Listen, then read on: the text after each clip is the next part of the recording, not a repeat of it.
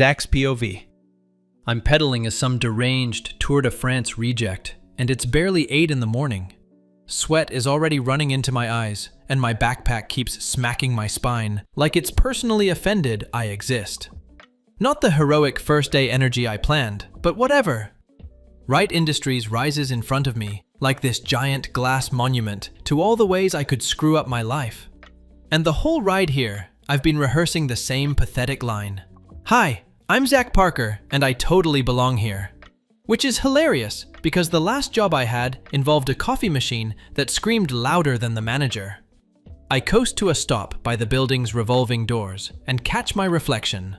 Wrinkled shirt that refuses to flatten, curls sticking out in every direction, eyes full of the kind of hope people only have before reality punches them. Don't do anything stupid, I whisper, and the universe goes, bet! There's an open parking spot just 10 feet away. Glorious. Empty. Perfect. I don't think, I don't plan. I just swerve like an idiot trying to make a cool entrance. My foot hits the wrong pedal. Wait, no! Crunch. Sickening, metal-biting, soul-draining crunch. My entire body goes cold. I know that sound. Everyone knows that sound. It's the sound of a bank account dying. I whip around and... oh God. Not a scratch. Not a dent. A full-on slam into a luxury car, so shiny it probably has a skincare routine. My breath stutters. My hands are shaking. My bike handlebar is now fused with the car door like they're in a committed relationship. Oh no. Oh, this is not happening. I just got here. A shadow moves across the pavement. My stomach drops straight into hell. He steps out from the passenger side like someone paused a cologne commercial and unpaused it just for me to suffer. Expensive suit that fits way too well. Sharp jaw that looks engineered in a lab. Eyes that flick up and down me so cold, I swear the temperature drops.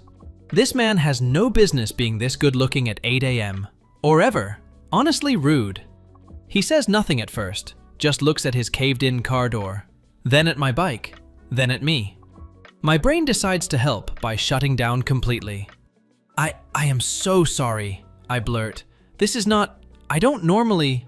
well, I mean, I guess I do stupid stuff sometimes, but not always, and definitely not this early. He sighs. A quiet, disappointed sigh. It somehow hurts more than yelling. You hit my car, he says. Calm. Icy. No raised voice. No anger. Just cold judgment. I didn't mean to. I swear. The pedal. It's stubborn in my shoe. I was going slow. Actually fast. But slowish. And... He lifts a hand, silencing me instantly. What's your name? Zach. I swallow. Parker. Employee. New employee. First day employee. I mean... Of course it is. I don't know what that means, but it sounds offensive. He pulls out his phone and takes one picture. Click! I'll handle the repairs, he says. Relief slams into me so hard, I almost say thank you. But, he continues, we will talk later. Every part of me decides to panic. What does that mean? He doesn't answer. He just walks away, disappearing into the building like the final boss in a game I'm not leveled up for. By the time I drag my bike to the rack and jog inside, the gossip has already traveled faster than the speed of light. A girl in a pastel blazer spots me the second I step into the lobby. Parker! She leans over the front desk with a look that screams she wants every juicy detail. Honey, what the hell did you do? Mia, receptionist, desk queen. Her name tag says Mia, but her expression says, I know everything, and so will you. I hit someone's car, I mumble. Someone's? She snorts. Baby, you hit the car! What does that mean? She widens her eyes dramatically. You hit his car! I blink. His?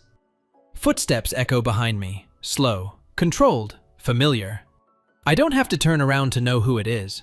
My entire spine stiffens on instinct. He brushes past me without looking. Don't be late, Parker. Mia's jaw hits the desk. Oh my God, she whispers. You hit Henry Wright's car. Wright? I repeat. Like, Henry Wright? Like CEO Wright? Yep. I stare at her. She stares back. My career isn't dying. My career is already a ghost. Mia pats my shoulder like she's comforting a patient who just received terrible news. Congrats, sweetheart. You lasted 5 minutes. And all I can think is, I really woke up today ready to embarrass myself. I'm sitting outside Henry Wright's office with my knees bouncing so hard, the entire damn chair vibrates like it's trying to eject me. Exec assistants keep glancing over like I'm radioactive waste they regret having to breathe near. All I've done this morning is replay yesterday's humiliation in my head on a 4K IMAX loop, and it still makes me want to crawl into a vent and wither. The door opens. One of the assistants pokes her head out. "He'll see you now." "Yeah, sure. Sounds like I'm about to be executed." I stand so fast my knee cracks. Good start. Excellent second impression for day 1. When I walk into his office, he doesn't even look up. He's reading something on his tablet, pen in hand, brows knit in this sharp, clean line of concentration. "Sit, Parker." His voice sends a weird shiver down my spine. I ignore it. Probably fear. Totally fear. I sit. Silence stretches long enough to ruin my appetite for the next decade. He finally looks up. Those eyes could cut marble. "So?" He sets the tablet down. "You hit my car." I clear my throat. "Technically, yes, but also, it's valued at 2 million. I choke. Literally choke. On air. Two what? Million? He watches me struggle like this is just Thursday morning entertainment. The model is custom, irreplaceable. I didn't know. I wouldn't have. I'm not that unhinged. Parker. Just my name. Calm. Precise. My brain immediately stops working.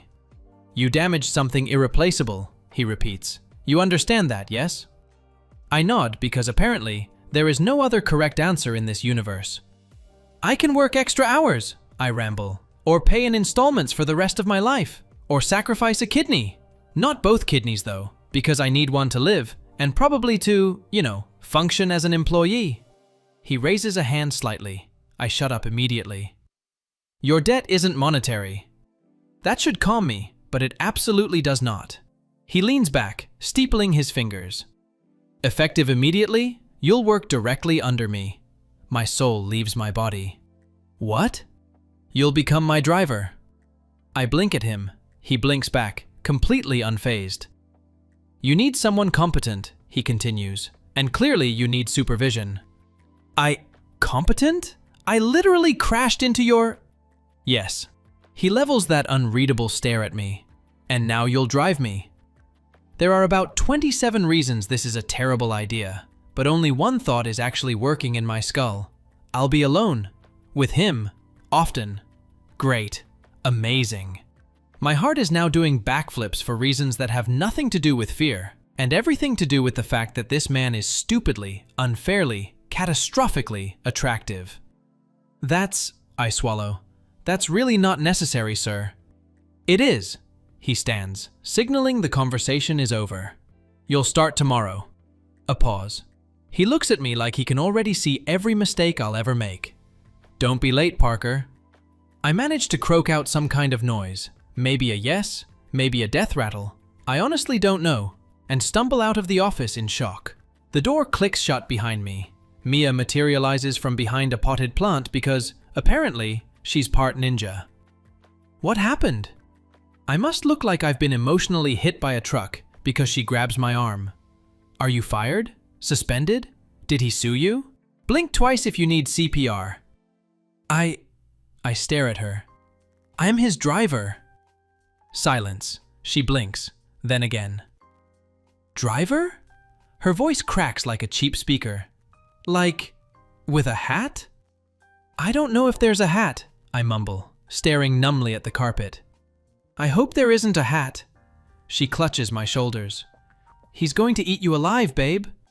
I look toward Henry's office door, heart still thudding way too fast, heat crawling up my neck from the memory of him staring me down like he could read every thought I tried to bury. "I think," I whisper, "it can't possibly get worse." Mia winces like she already knows I just cursed myself. And yeah, spoiler, it definitely will. Next morning, I'm already sweating, and I haven't even seen him yet. It's my first morning as Henry Wright's driver, and nothing, absolutely nothing, has gone right. First, it took me 20 minutes just to figure out which tower his penthouse was in. Then another 10 were trying to convince the security guard I wasn't some random guy who got lost and wandered in looking for snacks. And then the garage. The garage. I walk in expecting, a company car. Instead, I see 9 cars, all luxury, all shiny, all looking like they cost more than the entire neighborhood I grew up in. The garage is basically a luxury car showroom pretending to be a parking space. Row after row of sleek machines, different colors, different models, all polished like they get buffed by angels every night. I stand there blinking like an idiot. Which one do I, The security guard, Ray, big guy, kind eyes, tattoo of a wolf on his arm, takes pity on me. Kid, they're all his. And I just stand there staring like a knocked-out video game character. All? I echo. Every single one. I walk a little closer, slow, overwhelmed my brain. Doing math that doesn't even exist. There's a silver model that looks like it was carved out of moonlight. A red one that probably goes from 0 to "your life insurance won't cover this" in 2 seconds. 2 SUVs that look like they belong to billionaires who go off-roading for trauma therapy. And one matte black beauty in the corner that could probably beat a jet. I'm surrounded by multi-million-dollar status symbols. Literal riches on wheels. And suddenly, this ugly confusion climbs into my throat. If Henry has this insane fleet, if he owns more cars than I have shirts, why was he so hellbent about the one I hit? Why that one? It wasn't even the flashiest one here. I frown a little, conflicted and weirdly annoyed. Seriously, I whisper under my breath. Why freak out over one car when you've got a whole museum down here? Ray hears me and snorts. Boss is particular. That's one word for it, I mutter. Particular, intense, terrifying, stupidly gorgeous, and apparently sentimental about exactly one luxury vehicle for reasons I cannot and do not want to understand before breakfast. Ray gestures at the black sedan. He usually takes that one. Go on.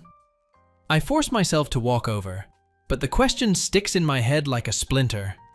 Why out of all these perfect, expensive, ridiculous cars was that one irreplaceable to him?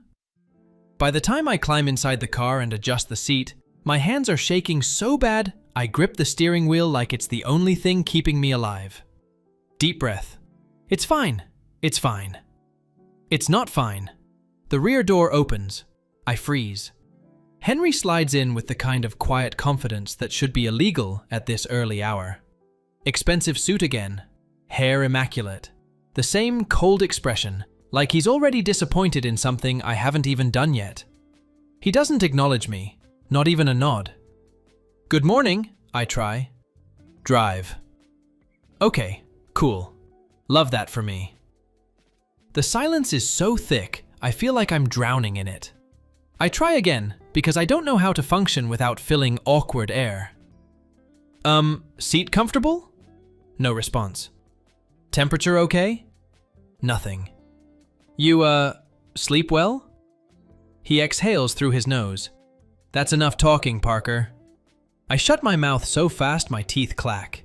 He gives directions like he's programming a GPS with emotions turned off. Left. Next right. Slow down. That was too sharp. I'm trying, I mutter under my breath. I can hear you. My whole soul flinches. We drive like that for 20 brutal, silent, tension-soaked minutes until we reach the office. When he steps out, he doesn't even look back at me. Great. Amazing. I'm killing it. Day 2 of driving him, I almost hit a traffic cone. The cone lives. My dignity does not. Henry stiffens so hard, I swear he stops breathing. Watch the road, Parker. I am watching the road. Watch it better. I mutter something that might have been Ice Cube in a suit. And of course, I can hear you. Some days, coffee runs become a daily ritual. For him, black coffee, no sugar, no personality enhancements. For me, Anything sweet enough to numb the pain of existence. One morning, the car's Bluetooth automatically plays my playlist. Loud, chaotic, very embarrassing. Henry reaches forward and shuts it off in 2 seconds. Hey! No. Okay, but I can put something calmer. No. Later, I whisper to myself, tyrant. He doesn't even look up from his tablet. I heard that too. I sink lower in my seat and consider rolling myself into a ditch. Home, night. Nate, my roommate, is sprawled on our couch, eating cereal at 11 p.m. because he's allergic to normal life choices. He looks up when I drag myself in. Dude, you look dead. Thanks, I sigh, dropping my bag. That's exactly what I was going for. He points his spoon at me. This is about your boss, isn't it? The car guy? Frosty McMoneybags? Henry, I groan. His name is Henry, and yes, I'm his driver. Nate drops the spoon. You? Driving a CEO? Dude, you panic when people honk at you. I know. So what's it like? Is he yelling, throwing gold bars at you? Making you polish his shoes with your tears? He just looks at me, I say. Nate whistles. Wow, cold stare torture. Classic rich villain behavior. I'm not saying he's a villain. I rub my face. He's just intense, serious, and I keep screwing up.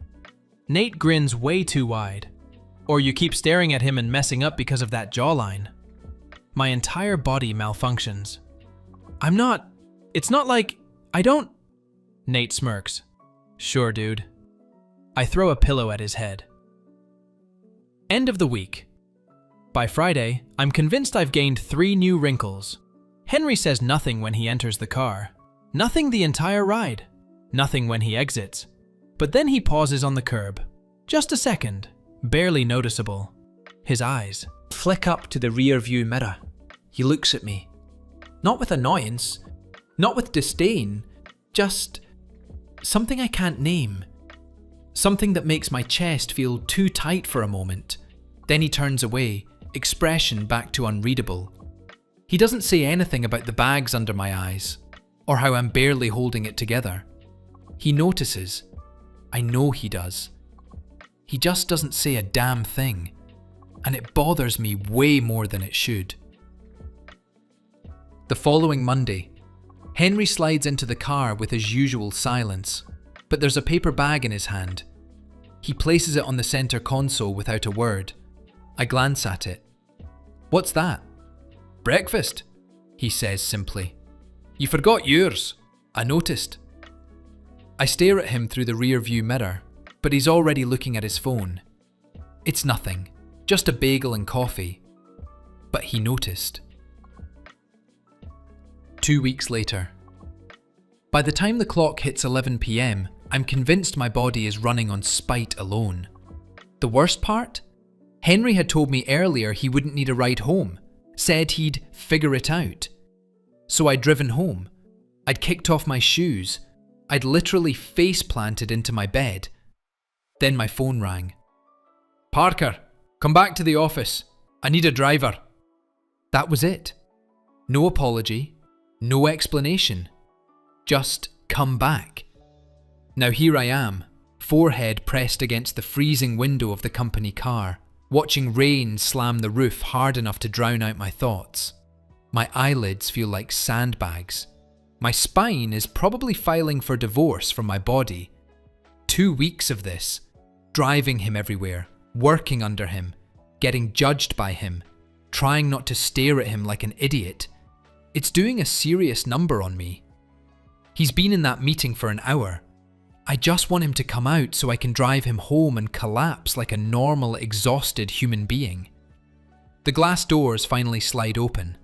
Henry steps out with an umbrella, which immediately flips inside out thanks to the wind. Rain hits him like it has a personal grudge. He looks furious, soaked, and tired. He climbs into the back seat without a word. Water drips from his hair onto the collar of his coat. I clear my throat, holding out the extra coffee I bought. Here, Thought you might need it. It's hot. He actually hesitates for a full second. Then he reaches out.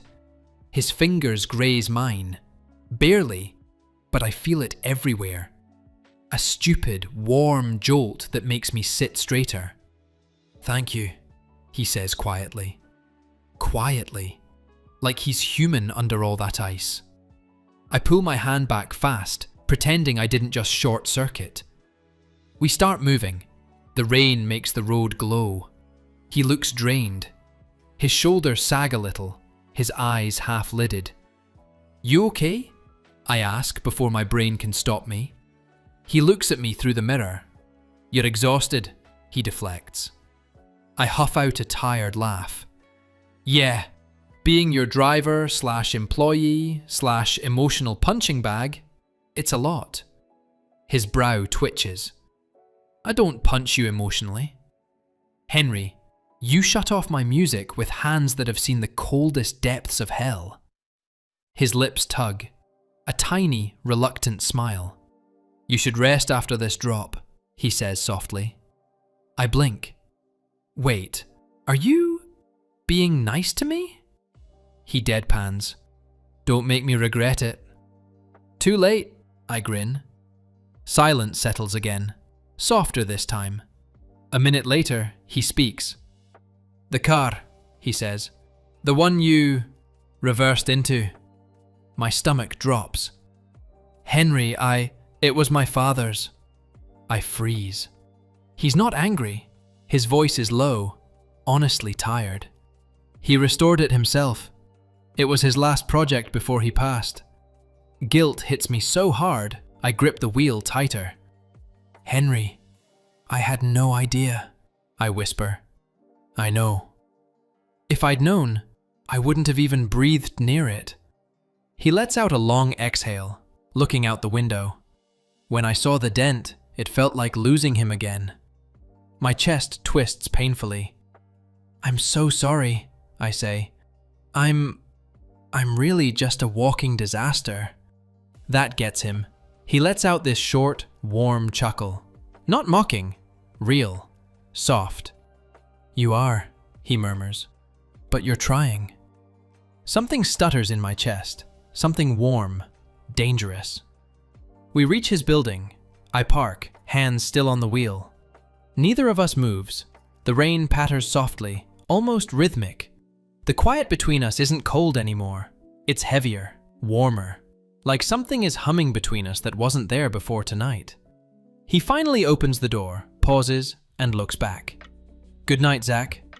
My name. Not Parker. Zach. I meet his eyes. Good night, Henry. He steps out, closes the door gently. I sit there with my heart pounding like I'm 15 again. Something shifted tonight, and I'm not sure either of us is pretending not to notice anymore. A week later. 1 week. Since that rainy night, since Henry had said my name, since the subtle warmth between us had started creeping into the cracks. I keep replaying it in my head, overthinking every little thing he does. Tonight I'm Parked outside his penthouse, tie crooked, hands shaking, stomach doing flips for reasons I don't fully understand. He told me this evening he had a gala to attend. He said I'd drive him there, but he'd handle getting out afterward. I exhaled, thinking I'd get a short break before I had to ferry him home. 10 minutes before the gala ends, my phone buzzes. His message. Be ready. I'll need you outside when I come out. ASAP. Cue internal panic. My brain immediately files this under Zach, prepare for chaos. I arrive early, circling the block until the valet lets me into a discreet parking spot. I sit in the car, hands tight on the steering wheel, sipping lukewarm coffee, trying not to hyperventilate. 1 hour. I'm waiting 1 hour for him to finish, watching the street and counting the seconds. And then I see him. Cameras flashing, reporters clustering, people trying to get close. Henry emerges like he owns the night. Black suit immaculate, scent expensive enough to give me whiplash. His expression is calm, but alert, calculating. The wind ruffles his hair. His umbrella flips inside out. Perfect chaos. I open the door, stepping out into the fray. My chest hits my ribs with nerves. "Stay close," he murmurs as I guide him, hand lightly on his lower back. "They're pushy tonight." I swallow. "Got it, don't worry." The flashbulbs explode. Cameras capture everything. I feel like I'm part of some magazine spread I didn't audition for. Henry steps close. So close, I feel his warmth brushing my arm. I glance at him through the corner of my eye. His expression is unflinching, controlled. But there's trust there. He doesn't shove me off, doesn't snap at me. Once we reach the car, I open the rear door. He slides in, and I climb into the driver's seat, heart hammering like I just ran a mile. "You're blushing," he says casually, eyes in the rearview mirror. "No, I'm not," I mumble, too aware of my heat rising. "Stop shaking then." "I'm not shaking." "You are." I groan, gripping the wheel tighter. "I'm cold." "It's 72 degrees, he smirks faintly, quiet but deliberate. "It was just a comment. You don't have to turn red over it." "Henry, you can't say things like that with your face looking like that and expect me to stay normal." He leans back, letting the silence settle between us. "Right," he murmurs, my boss expression. And of course, my stomach flips again. We arrive at his building. I park and sit, refusing to move, refusing to speak. The rain taps the roof, gently. Dim streetlights smear the scene. Quiet lingers, heavy but warm. He opens the door, pauses, 1 foot out. "Good night, Zach." My name. Again. Not Parker. And God, the thing I felt in my tummy. "Night, Henry," I say, voice barely controlled. He steps out. The door shuts gently. My heart beats in the hollow quiet. Next morning, 30 pairs of eyes in the office stare like I'm radioactive. Mia appears, phone in hand, grinning like she's holding the secret of the century. "Parker, sweetheart, you went viral." "What?" I say, blinking. She flips the phone. Paparazzi shots from last night. Me guiding Henry, hand on his lower back. Henry leaning into me like he's comfortable with me. The headline, "Who's the mystery man with Henry Wright?" My stomach drops. Oh God, I breathe. Henry's going to kill me. And I'm not even sure I'm scared of the viral thing. I'm scared of what it means between us now. 2 days later. 2 days. 2 days since the photos went public. 2 days of whispers, stares, and an entire office buzzing like a swarm of bees around me. 2 days since I last saw Henry, and I haven't stopped thinking about him for a second. Henry has been berserk because Henry doesn't like rumors and gossip, and he hardly has time to talk about this matter. Until now. I'm standing outside his office again, knees jittering like the first day I wrecked his car. Only this time, my stomach feels heavier, harder to swallow, and I already know something's wrong. I knock lightly. No response. The door swings open. Henry steps out, crisp, impeccably dressed, and colder than I've ever seen him. His eyes don't soften, don't linger, they cut. "Parker," he says, voice neutral, not a trace of warmth. "Come in." I follow. Every step feels like walking through fog. He gestures toward the chair. I sit. He doesn't. He leans against the desk, arms crossed. Silence stretches. Finally, the paparazzi shots. The office gossip. It's a problem. I blink. "It's not. Henry, I wasn't." "It's a problem, Parker," he interrupts, calm, surgical. "For me, for you, for the company." "I don't understand." "The board is questioning my judgment," he explains, voice tight. "We're finalizing the Meridian acquisition next week. Conservative investors who've threatened to pull out over." Any hint of scandal? My family's company has always maintained strict professional boundaries in public. I feel my chest tighten. "So, what are you saying?" He exhales slowly. "Our arrangement ends today. You're dismissed as my driver, effective immediately." I can't breathe for a second. My voice comes out shaky, higher than I intended. Dismissed? Henry, Why? I didn't do anything wrong. This isn't my fault. He doesn't flinch, doesn't meet my eyes. You're caught in the middle. I'm protecting you.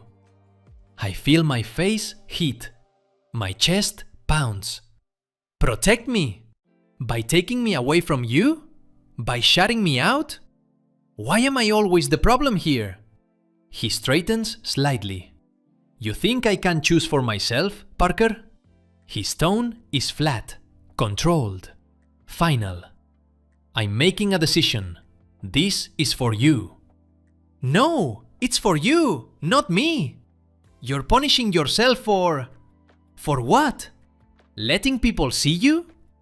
My words spill faster than I can think. You don't have to do this. Don't use me as a shield for your pride. He says nothing, just looks away, jaw tight, hands clasped behind his back. Every wall I've tried to break through slammed in my face. I stand abruptly. Fine, if that's how it's going to be. My voice cracks. If protecting me means shutting me out, then maybe I don't deserve... I stop myself. Can't finish. Can't say what I really feel.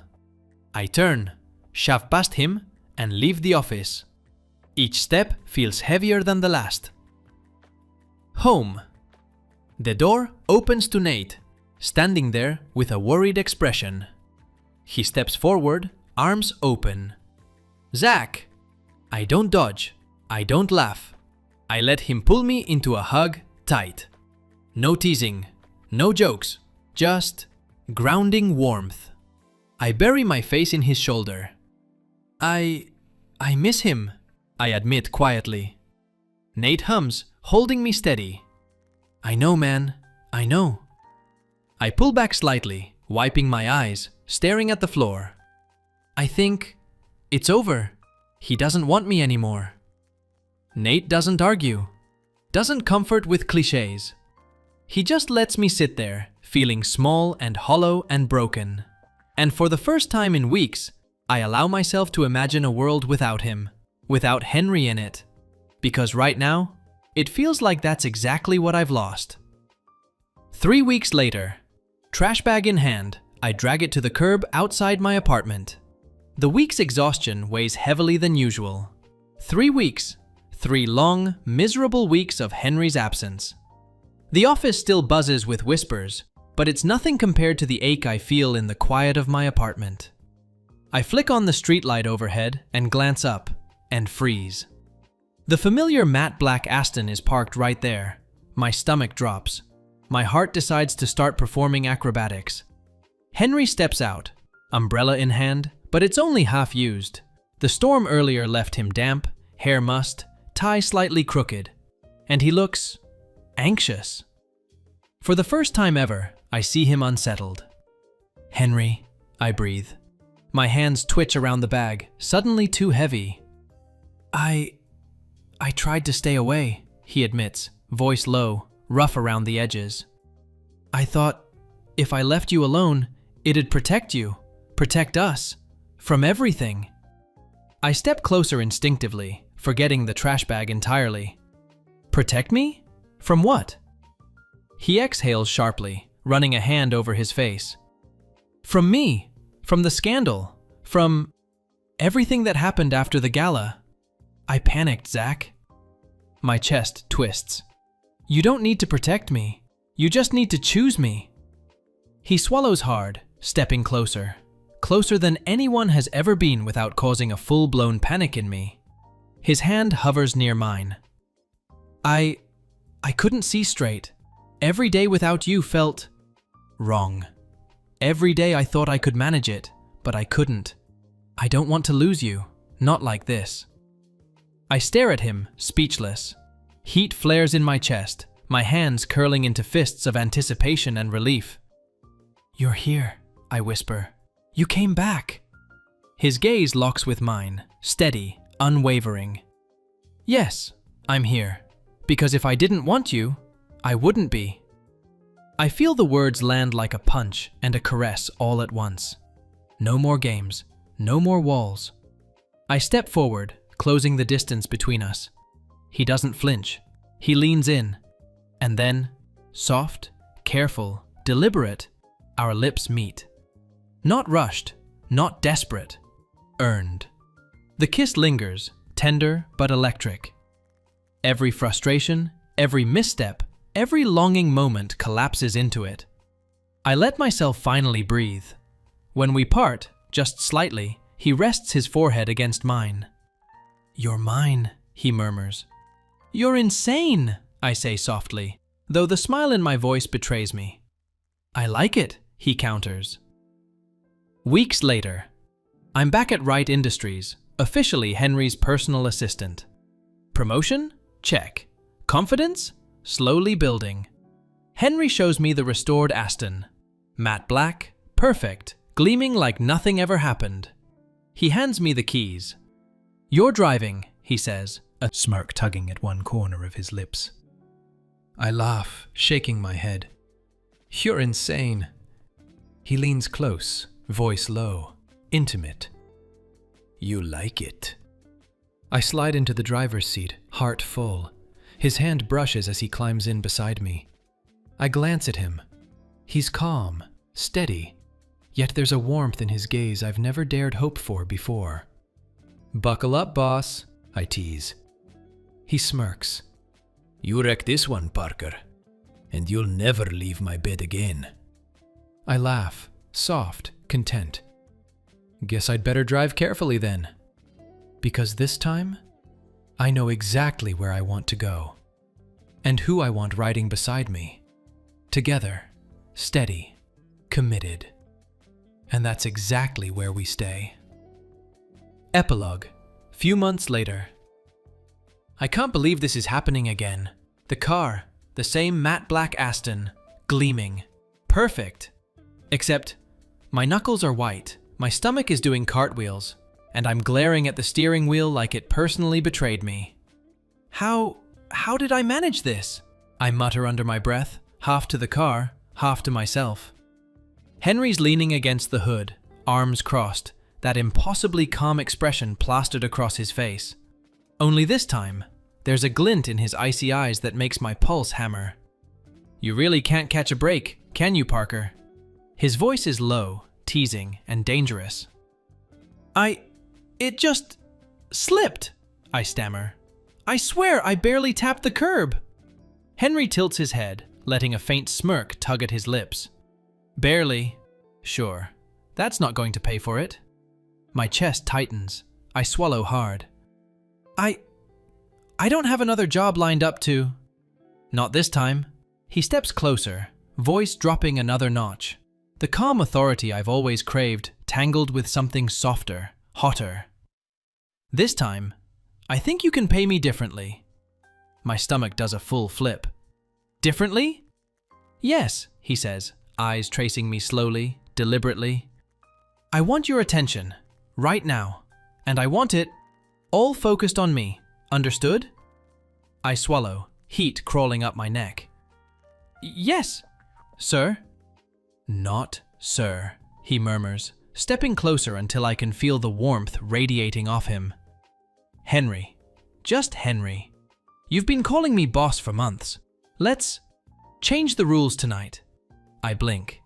"Change the rules?" He leans close, voice soft, teasing, intimate. "You wrecked my car, but I'm not angry at you. I'm curious how you plan to make it up to me. Body, mind, and soul." My heart is pounding. I think I can manage that." His lips brush against my temple, barely there, just enough to make me shiver. "You'd better, or I'll make you wish you did." I grin despite myself. "Challenge accepted." He laughs, soft and low, a sound that makes something coil in my chest. Then he takes my hand, pressing it against his chest. "Feel that?" I nod. "Your heart?" "Mine. Yours too if you're willing to keep up." His smile turns wicked.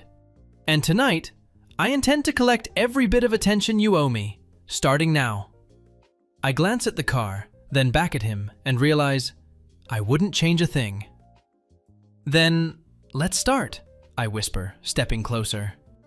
Henry presses a hand to my waist, tilting me slightly toward him. That's what I like to hear. Focused, dedicated, and entirely mine. And in that moment, standing in the driveway, headlights casting long shadows, I know it doesn't matter how many times I mess up, because every slip, every curve, every chaotic moment brings me closer to him, and I've never wanted to be closer to anyone in my life. Henry grins. You're in trouble, Parker. I laugh, chest tight with something deliciously warm. Good. I like being in trouble. With you.